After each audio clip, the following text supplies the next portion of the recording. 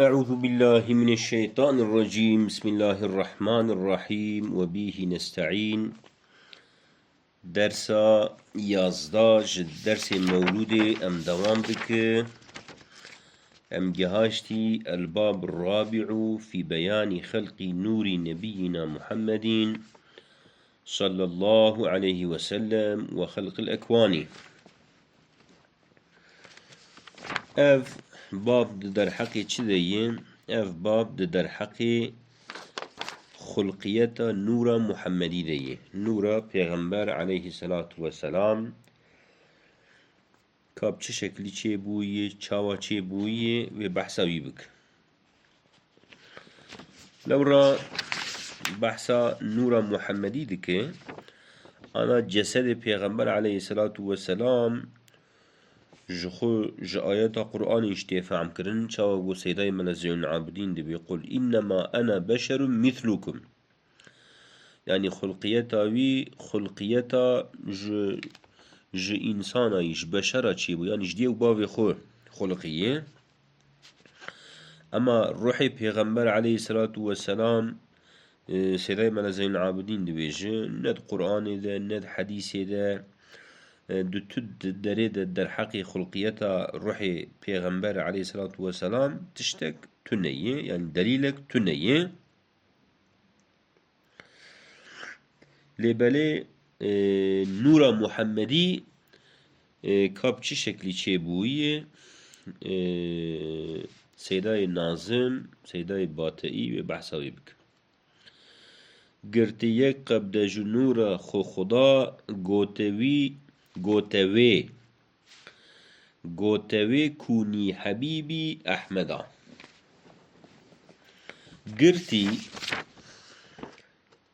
قرتي فعل ماضي قرتي يعني بمعنى أخذية يعني قرت فعلي خدا دابيا ريزيفاي تي اف خدا فعلي قرتي خدا يعني طبعا معلوم من قالك نظم خل هف درخل قالك نظم خل هف درخل هف دبينه قالك ريزيوي تف بيك شكلي بي جبو بهاوي جانا التقديم والتأخير چه دبه قرتي يك قبده يعني يك قبداك يعني قفدك ديب تركي دبه توتام جنورا خو جكو قرتي يك قبدك يعني يك قفدك جنورا خو قرتي يعني رب عالمي يك قبدك جنورا خو قرتي يعني ديكابينه جو اف نورا محمدي اف نورا محمدي خلقيتا ويج نورا خدا چه بوي گوته وی özellikle yani دخوازı خصوصا veya beyan bike ev وی سيداي مال حسن ده اسنای درسه ده گو اف وی ام دخوینه چونکه راجعی بال نوری وی نور مؤنسه گوته وی يعني جوي نوري رجو كوني هذا عربية كوني ببه حبيبي أحمد ببكي بب حبيبي ما أحمد بب حبيبي ما أحمد قرتيك قبل جنورا خو خدا قوتوي كوني حبيبي أحمد خدای تعالی قفدك جنورا خو قرتيه وجير قوتي بب حبيبي ما محمد عليه الصلاة والسلام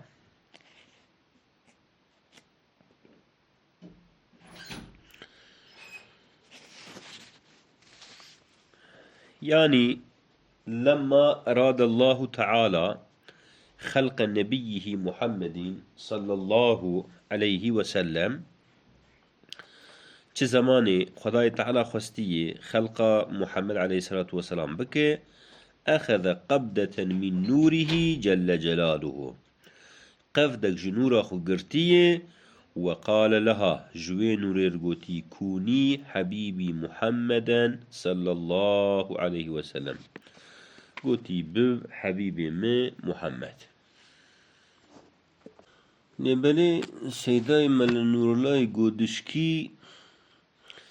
دفر دا وقت سيداي مال حسن معنا ناكي يعني او وي دبي بياء خالصة بياء تام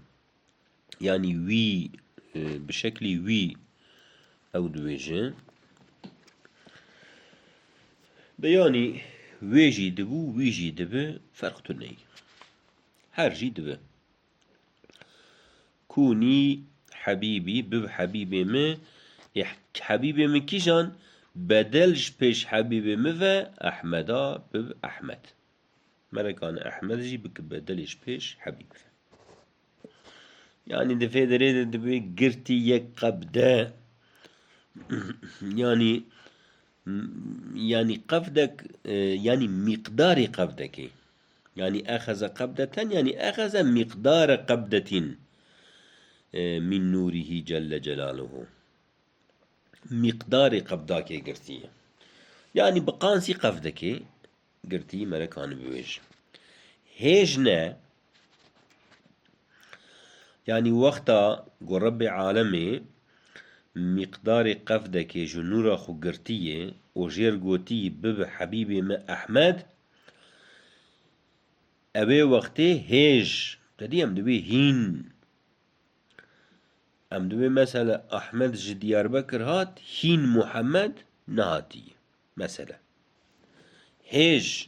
يعني وي وقتي يعني هين نعرشو فرشو كرسيو قلم هيجنا يعني تنبو يعني وي وقتي تنبو وي زماني عرشو فرشو كرسيو قلم وهيجنا لوحو أنبياء محتشم أفانا تنو لماكي معنا هيج يعني إزاك هيج يعني إزاك يعني هيج بياء غير خالصة هيج نها هيج نعرش يعني لا عرش في الوجود يعني أو عرش تنمو لكن عرش چيه؟ عرش يعني چاوا قد حديث صحيح ده درباس دو سيداي من النور الله دفرد آنية دبي وهو ما يتجلى عليه الرب جل جلاله وهو من ياقوتة حمراء كما في الأحاديث الصحيحة ياقوتة كي سور عرش رب عالمي يعني قدرات رب عالمي لسر چه تجلي دبي لسر عرش يعني حاشا بلا تشبيه وك مرب وك تخطيتين دبي تخطي باتشاه إجا خداي تعالى جسم ومكان أو جيرتو نيه جبو بهاوي أم دبي قدرة رب عالمي وقتا قول سر تجلي دبي فرش فرش أو جي مقصد جي دفرده عرض بمعنى أردية كرسي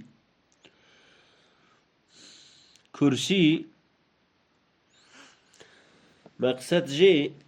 يعني كرسيا نورمال ام بويش بمعنى او تشتي قو يسان سرودن لبالي كرسيا رب عالمي مقصد جي عظمت رب عالمي لسر ظاهر دبه قلم او تشتي قو بيتي نويساندن دفر ده مقصد جي قلمي چيه مقصد جي قلمي يعني الذي كتب بأمر من الله كل ما كان وما سيكون يعني خداي تعالى أمر قلمي دك وتشتي جو أم بوش بوي وي بو دبي بنفيسينه وقلم جي أمر خدا بجتينه وهيج يعني ديسا في وقتي نلوح يعني لوحة جي تنوو لوح المحفوظ جي تنوو لوح المحفوظ شيء الذي كتب فيه كل ما كان وما سيكون تشتي قو بوي وي ببه قشد اللوح المحفوظ ده نفيسان ديه وأنبياء محتشم وهين پیغمبر جيتونو يعني ولا الأنبياء والمرسلون محتشمون يعني المعزمون يعني أو نبي هجا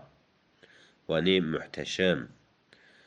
ام بويجي عواناجي هين تنم يعني وقت ربي عالم جوين نورير دبب حبيبي ما أحمد إزاك للعرش ولا الأرض ولا الكرسي ولا القلم ولا اللحو المحفوظ ولا الأنبياء الكرام المحتشمون المعظمون في ساحة الوجود أفانا هن كسك تنبو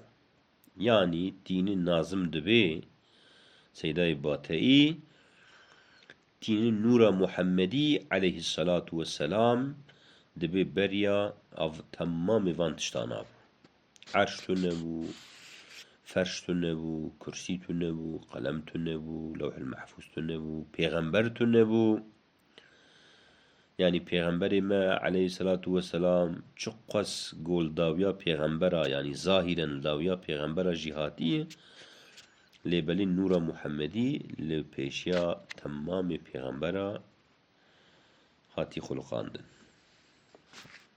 سيداي مال نور الله تينن دوي دري ده حديثة كي نقل دكي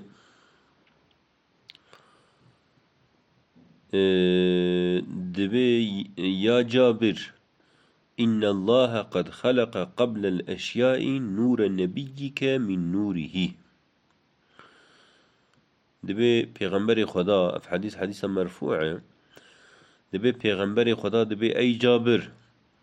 دبي خدای تعالى بريا هر تشتي نورا نبيته جنورا خو خلقاندي ديسا سيداي مال نور الله حديثة قدن تيني لسر في مجاري دبي أول ما خلق الله نوري أول تشتي خدای خلقاندي نورا منه پیغمبر عليه الصلاة والسلام قوتيه هجنا عرش وفرش وكرسي وقلم هجنا لوح وأنبياء محتشم أنبياء معزم أنبياء هجا أنبياء مبارك ملا محتشم كانوا والمعنى بكين صالها تسبيحي كر نورا شكرف 600,000 صالها تسبيحي كر نورا شكرف صالها صالها دفارسي ده ده زمان فارسي ده هاش بو جمعية يعني بصالة يعني قلك سال صالها يعني قلك سال تسبيح كر شو بكردية تسبيح كرنا تسبيحاية يعني صالها يعني بصالة تسبيح كر نورا شكرف اف نورا شكرف فاعله چي فاعله كر يعني صالها كر تسبيح نورا شكر يعني نورا شكرف بالصالة تسبيح كر او شكرف يعني او نورا مبارك او عظيم كسيداي مال نور الله دفرده بچ معنى كري نورا شكرف صالها دبي أي سنين كثيرة قالك سال تسبيح كر أي سبح لله تعالى شو خدار تسبيح كر نورا شكرف أي ذلك النور الخالص أي قبل تحوله جوهرا يعني أف شكرف سيداي ملا زين العابدين دفرده بمعنى مبارك بمعنى عزيمتين معنى ذكي لبري سيداي ملا نور الله تينب بمعنى شكرف بمعنى خالص يعني او نورا قبريا بجوهرك يعني او نورا خالص قوهين اشترف ربي عالم ده نهاتي قلواندن نبوي يعني جسمانية حضرت محمد عليه الصلاة والسلام هنجي چه نبوي او نور خالص او يا صافي لغورا جو سيداي ملا نور لا دويجه او يا بسالا تسبيح كري سيداي ملا موسى جي تيني جمع جم الذهبي النقل دكي دبي شكرف بمعنى او خوشك او يا عجيب او يا غريب تيني بوي معنى دكي يعني الناس هداي ملا زين عابدين والناس هداي ملا نور الله والناس هداي ملا موسى يك وك يكي معنى ناك فقط شكرف تابي قال ملا هنكي لسر ليكوليني بك هنكي خباتي بك يعني الشكرف دبجي بوقو سيداي ملا نور الله دويجي بما هنكي زيادة بالكيشتر هاد يعني او نورا جوهين خالص او يا جوهين صافية او يا جوهين نكتي تقالبي او جوهين نبوي جوهر مرا كان خدي زاني يعني مرا دويها بلكي خوشتر جيور 600,000 و 420,000 أنا با عبارة جهنك إنسان را مشكلته يعني حقيقة هنكي جارنا هاي هنك معنى دكي نچه معنى دكي يعني جبرگو لفظ ألفي هاتي تكرار كرن أصلا لفظ ألفي دوي دري ده جبو وزني هاتي تكرار كرن يعني أنا أف ألفا عولي أفيا زيدي 620,000 إيجا جبو وزنه خو تمام بك شعري چر بك مجبوري بكلمة تكرار بك يا بتشكيدن بوجه بوزنه خو الهف بين تدي جانا ابن مالك جي تدنري دو قرالك نحوي يا قرالك سرفي تيني لبالي داويا بين تشكيدن يعني على قاوي بوي قرالي تني بحثا تشكيدن لك إيشان دفرده جي يعني قصد جفي عباري چيه يعني او نورا شكرف او يا خوشك يا جي ام بويش و يا خالص چند هزار سال تسبيح كريه لغورا گو نازم دويجه 624,000 سال 624,000 سال يعني 624,000 624,000 624,000 سال لگورا گو نازم دویشه تسبیح کری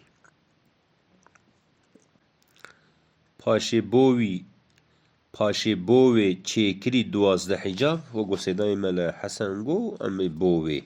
پاشه بوی چه کری 12 حجاب هر یکی چه تر جیادی به حساب هر یکی خوشتر نه هر یکی خوشتر جیادی به حساب پاشه بوی چه کری 12 حجاب پاشه بوی يعني جبوي نوري چه يعني چه کری رب العالم چه کری فعل چه کری رنجي مال خديوية جل جلاله چه کری مفعول 12 حجاب 12 پرده چه کری اف 12 حجاب مفعول چه کری 12 پرده هر یکی يعني هر پرداگ خوشتر جیادی هر یک هر پرداگ جادن خوشتر به حساب يعني بيجم يعني قلكي يعني هر یک جادن قلكي خوشتر يعني مرنكا بمثلا 10 قاطا جي خوشتر 20 قاطا جي خوشتر ام بويجه 100 قاطي جي خوشتر ما نكا تشكي وني بويش سيداي مالا موسى دويجه ثم خلق الله تعالى لذلك النور 12 حجابا وكل حجاب أحسن وأجمل من أوله بلا حساب خدای تعالى 12 پرده جوی نوری را چه کریه هر پرداک جادن بی قیاس بی جمیار جادن گلکی خوشکتر بو مجبیر کر ام ویا بویج اف 600,000 افیا بیان سالها یا تدی گو بسالا گو گلک سال افی نورا خوشک افی نورا خالص تسبیح خدا کریه ایجا اف 600,000 افیا بیانا وان سالانای يعني مقصد جگلك سالا 600,000 624,000 سال ایجا گو 12 پرده لسر جبوفي نوري خلقان دیه چه کریه دیگه ایجا بیانا وانا بکره که وانا چه پرده بو قدرتو تعظیم منت مرحمت هم سعادت هم کرامت منزلت هم هداية هم نبوة رفعة طاعة يازده شفاعة تمته یک جوان پرده گو خود تعالی لسر نور محمدی خلقان دیه یک جه قدرته پکی معناوی چیه؟ يعني اف پردا قدرت گو خود تعالی لسر نور محمدی خلقان دیه يعني خدای تعالی وی زمان پیغمبرتی محمد علیه الصلاة والسلام ده وقتا وی دشینه وی بک قادر لسر اظهار خوارقه يعني اظهار وی تشتی انبوی معجزه وی درخه وی تشتی خارق العاده درخه و وی قدرتا وی لسر دجمن چه ببه و وی انبوی شرکه جورتی راکه وی نباشی جورتی راکه معنا وی سیدای ملا نورلای گودشکی ور ایزاح دکه و معناجی معنا کش معنا تعظیمه چیه؟ يعني پردا تعظیمه پردا عظمته معنى پردا مزنایه گو رب عالم دایی سر نورا محمدی يعني خود تعالی وی مزن بکه و خود تعالی وی نافی وی بنافی ملائکتا را بنافی خدا را بذکر کرن اف 1400 سال نافی وی سر منبراتی خوندن و نافی وی بنافی خدا را مجویا مستر هی منت پردا منت معناوی چیه؟ معنى پردا منتي دو معنى مريكان ليخي لو گورا گو سيداي ملا نور لا دويجي يك جي يعني خود تعالى وي منتا خليك خود تعالى بچاوي منتا خل پیغمبر عليه الصلاة والسلام بك يعني وي قنجيا بي بك وي احساني بي بك وي نعمتي خو لسر تمام بك ام بيجي مقامي ومزن بك افانا تفد بك خدای تعالی وی بک شفاعت شی اوانا تف منتی خدای تعالی لسر پیغمبر علیه الصلاة والسلام و ملکان بویج منت معناوی چیه؟ يعني پیغمبر منتی الامتی بک يعني پیغمبر ام بویج دبر امتی ده مجادله کریه دبر امتی ده حرب کریه قنجاوی سر انسانا هیه ده ظرف 23 ساله ده بحزاره تشت جهورتی را تشتی نباش جهورتی را کریه ام بیوش وک وخورنا آراقی وک را کرنا فایزی وک گو زمان پیامبر صلی الله علیه و سلم هات عربا قیزی خساقی دخز بن عرده دو کشتن اوان عادت نباش تفدنگ قنجا پیغمبر صلی الله علیه و سلم سر امتی را بو ایوانا چیه؟ وانا منته يعني منتا پیغمبر علیه الصلاة والسلام لسر امتی گلک و پر و زیده و ام چقص تشکری بک و ام چقص صلاة و سلام سر بینیجی امش بر وی منتی در ناکوه حتی ده حاشیه که ده من دی خود زانه حاشیه حکیم لسر سیوتیه دبی جارنا به پیغمبر صلی الله علیه و سلام ره صلات و سلام لسر صحابی و لسر آلی ویجی تی آنین دبي اف نكتاوي جي اف يعني آل و أصحاب جي ببيغمبر مجادلة كريه أو جي تعبد وان جي تعبدية ام بويش دبر في ديني ده خبات كريه اف ديني جو إلو بلاش ام سر و نشتي ام دخو و دخو اف اسلام جو جهاشتي ما بي زحمت و ما تو ازيت و تشتك بير نديه افنا بخير بيغمبر و بخير آل و أصحابي بيه ما تو مجادلة نكريه ما تو غيرت نكريه ما تشتك نكريه ومرحمة جيش خبالية يعني مرحمة پیغمبر عليه الصلاة والسلام وما أرسلناك إلا رحمة للعالمين شخو آيات قرآني دويجه حاطنا پیغمبر عليه الصلاة والسلام جو أمتي قشير رحمة وشفقة هم سعادة هم كرامة منزلة سعادة يعني هم ديسا وفاناجي سعادة أبدي عسرة سعادة هم دويجه او سعادتا گو پیغمبر علیه الصلاة والسلام آنیه جو امتا خوره ام بویجه گو فضیلتا امتاوی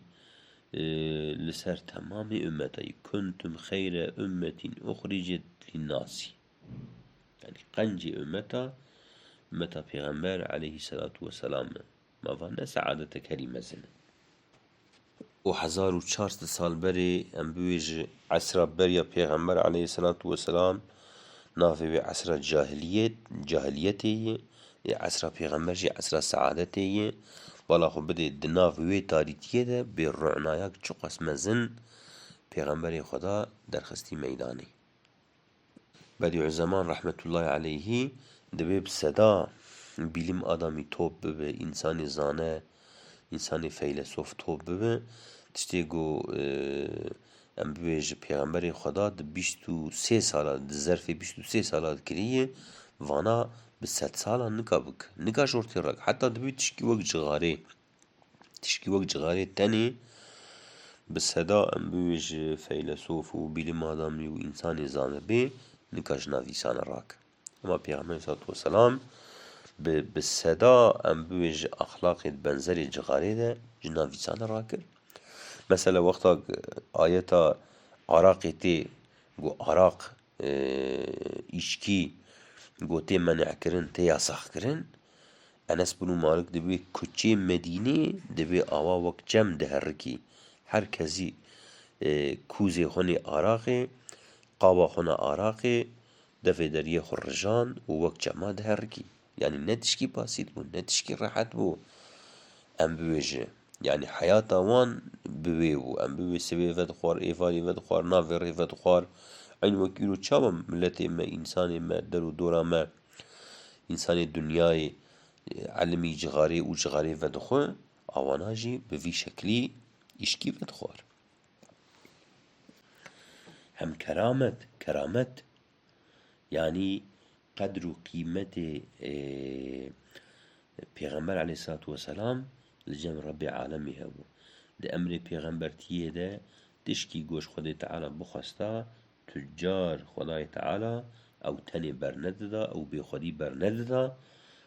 و خدای تعالی دائم قدری وی دکرد اکراما وی لجم رب عالمی گلک بو منزلت جیوی جی يعني درجاوي قالكي مزنبو رتباوي قالكي مزنبو الجم ربي عالمي هم هداية يك جوان پرده گلسر نورا محمدي هاتو چيكرين يك جوان پردانا پردا هداية بو يعني خدای تعالى پیغمبر عليه الصلاة والسلام خادي يعني هداية خلقه ببال حقيف ببال حقية ببال خداوة ببال ريا راستوة يكجي وظيفة پیغمبر عليه الصلاة والسلام دعوة إنسانا ببال هدايته ذكر هم نبوت شخو مقام نبوته مقامكي حدو حساب جيرتني رفعت يعني الدرجة پیغمبر عليه الصلاة والسلام دقة بدقة ثانية بثانية ساعت بساعت الجم خدا زيادة دبه والجم خدا مزن دبه و مسلمان و مؤمن تف صلاة و سلاما سر پیغمبر علیه الصلاة والسلام دده و اواناجی رو دقه بدقه دبو سبب درجة پیغمبر علیه الصلاة والسلام او درجة ویا معنوی دا این بیزیده دو طاعت یازده آیازده طاعت یعنی طاعت امر خدای تعالی جیر گوتی چر بک تردد نکریه او کریه مگو طاعت یازده یعنی طاعت او پردا یازده شفاعت تمته یعنی شفاعت پردا دوزدای يعني المتممة الثانية عشر منها هي شفاعته للمذنبين يعني شفاعته بيغمبر عليه الصلاة والسلام جناه كار رأيه شفاعته بيغمبر عليه الصلاة والسلام خديه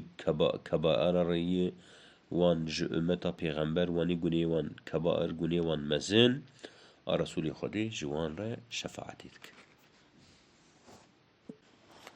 دمكي وان پرده لسر نور پیغمبر علیه الصلاة والسلام هاتی چکرن